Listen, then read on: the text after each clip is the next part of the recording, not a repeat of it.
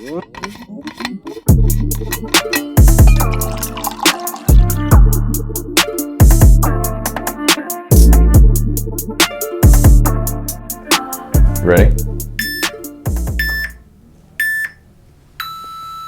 Go. Go! Morning, everybody. We're here with another clinical coffee chat. What are you drinking? This is actually from Venice, California. I think it's called Line 9. I can't remember. Really, really good place. I had a super awesome foodie of a host that brought me to 3 amazing coffee shops. So I'm switching it up a little bit. I got some bone broth because I had some bone broth from Strong. Rebel. I don't. Bridge Park. Maybe they'll let us know. We do like the place, but we don't know if it's Rebel or Rebel. Great bone broth over there. So now I'm starting to do a little bit of that myself, but now I'm double fisting too. So got my cold, got my hot. But what are we talking about today? I think we discussed doing adjustments because there's lots of confusion around the adjustments. There's a wide variety of utilizations of the adjustment, of explanations of what exactly it does, and we want to kind of clear some of that up. We, of course, use it quite a bit, but that's a topic. Yeah, so let's start out with, first, what is it? Why don't we start with what it's not? Okay. Strong. What is it not, then? It is not a sort of moving bones back into place. You hear this quite a bit. It's a little bit more of a traditional, little sort of older style approach to it where, the bone is over here and we're sort of pushing it back, into position, or it's subluxated is what term you'll hear us say. Partially luxated or subluxation is sort of a very common term that we hear in the chiropractic profession. The actual literal term makes sense to me. It's sort of like kind of out. Mm-hmm. I would say that it's kind of not working like it's supposed to, so it's not able to move like it's intended, and that causes movement dysfunction, which can lead to all kinds of issues. We'll get to that when we talk about how we use it. Right. But really, it's not pushing a bone back into place. So then let's talk about what it is doing. It's essentially just inducing motion. And as you know, what we do in therapy is basically we try to improve the patient's ability to stabilize the segments that they don't have good motor control, we would call it, over. Mm-hmm. And we try to improve the motion or the mobility of the areas that don't move so great. Right. So, and that's like, we have people coming in all the time who say, I'm out of alignment and stuff like that. And the way that we look at that is that it's more of a functional thing. So when you say you're out of alignment, we look at it like, well, there's certain segments that are just fixated. It just doesn't move how... You're just not moving right. Right. So we impart a force into it, a adjustment, manipulation, whatever you want to call it, to just restore that movement. And then what we do here at CCRC is then we got to follow that up with some other rehabby stuff that we talk about on another episode. But yeah, I would say that, we'll get to it when we talk about how we use it. Why don't we talk about huge influence to both of us? So me and Dr. Ohm kind of come from a very similar pedigree that I got involved in large part to his sock game is on point today, just saying. But mustaches.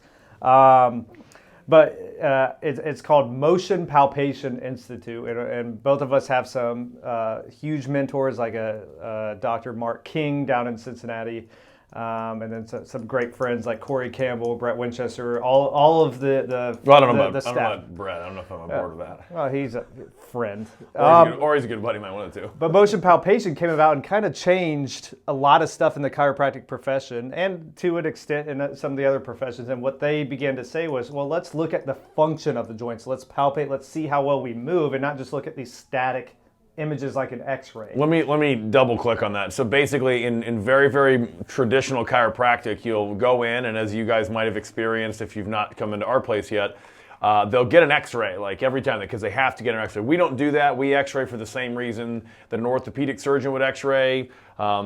Trauma, just kind of weird, sort of scary. Rule out the scary stuff. Scary stuff. Not responding to therapy, and it's still been a decent amount of time. But we're not just going to use it as our primary tool for diagnosis. Mm-hmm. That sounds a little bit weird. The way that traditional chiropractors use the X-ray is they're going to go in there and they're going to draw lines and take measurements, and based on the X-ray, they're then going to manipulate the spine in the way that the X-ray indicated, which is sort of, I always thought, a little bit interesting since nobody is symmetrical and no one has the same we have like a range, but no one has the same spine and no one has a symmetrical spine. So those are two kind of flawed assumptions in the old school technique. And so the difference between static palpation, which is the patient's prone or laying on their belly, and you're just sort of palpating to see how does, which ones are higher, or you're trying to evaluate which position the bone is in. Leonard Fay, who started motion palpation, and then sort of Mark King is the current guy sort of carrying the torch.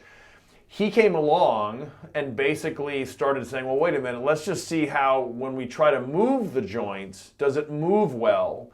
And that took away some of the bad assumptions, like just because on the x-ray it's a little bit off doesn't mean that it's not moving correctly. And so Leonard Fay came along and did this, and then we're sort of now current with motion palpation that I would say is probably the best education platform that pulls many different techniques that come in.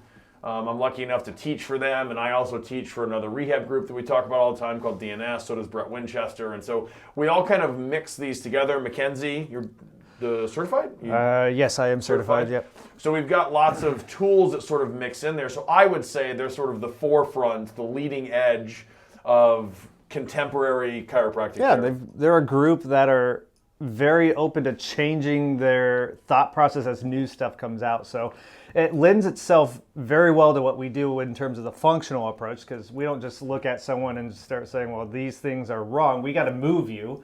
And that's part of the assessment, but then also part of the treatment. But like, we want to get you guys moving. So the MPI stuff is very blends in so well with what we do. Yeah, I mean it's kind of the framework, if you will. So that's a great transition into What we do adjust the vast majority of our people. We don't adjust everybody because maybe it's not for everybody. But there's also, I mean, there is I think an inappropriate negative stigma around manipulation. It's not all that dangerous, but if somebody comes in, we get a lot of referrals from spine surgeons.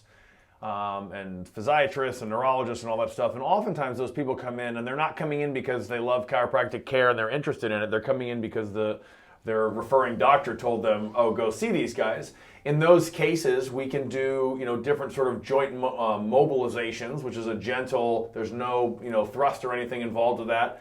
But, as with our Mackenzie influence, we're always trying to do sort of graded force, progression. Yep. So we don't want to just come in and then right off the bat say, okay, you've got a shoulder issue. All right, let's just, manipulate the neck. We're going to go through and we're actually to go through graded force progressions, which might start with patient generated, might move into then mobilizations from the clinician, and then, moving up to maybe even manipulation. So we use it a lot, but if you're reluctant about manipulation, it's no big deal. I'll, of course, make fun of you and say that, well, yeah, we're going to adjust your neck. But we have lots of people that come in that are very, very just sort of apprehensive about it. Yep. And so then we just use one of the other tools.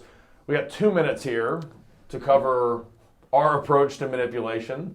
So we covered what it's not. We covered what it is. We covered Motion Palpation Institute, hashtag Mark King, hashtag Brett Winchester, hashtag Corey Campbell.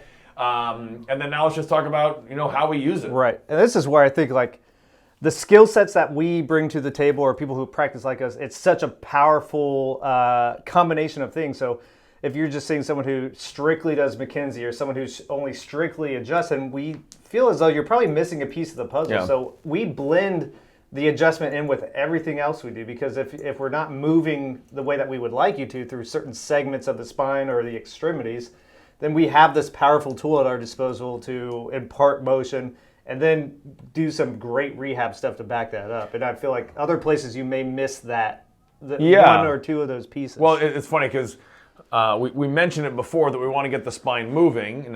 If we dip our toe into the deep end of the pool just for a second, joint segments, for the most part, are going to become restricted and not move correctly because of a lack of instability or a lack of awareness and control of that area.